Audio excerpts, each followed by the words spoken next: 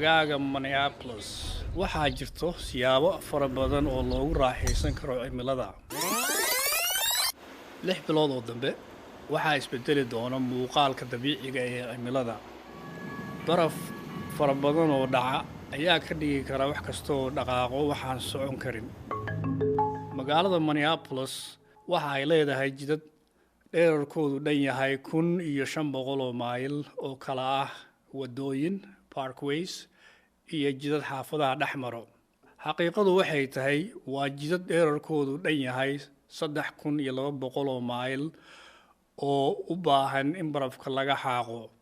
Waxay la mid tahay socdaal u dhaxeeya magaalada Minneapolis iyo Anchorage, Alaska.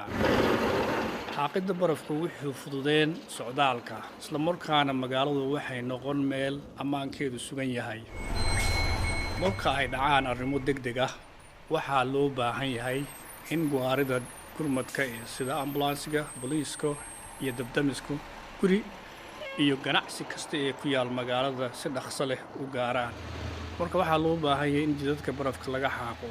Magaaladu barafka way xaaqdaa, laakiin waxaa loo baahan yahay in darawaliinta caawimaad laga helo.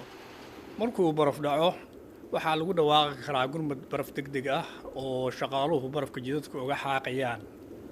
Marka aad baabuur ka dhigatid wadooyinka, waxaa dhici karto in la bedelo nidaamka baabuur dhigashada ee xilliga gurmadka baraf xaaqidda. Sidaas awgeed la soco wararka ku saabsan meelaha baabuurta la dhigan karo iyo meelaha aan la dhigan karin.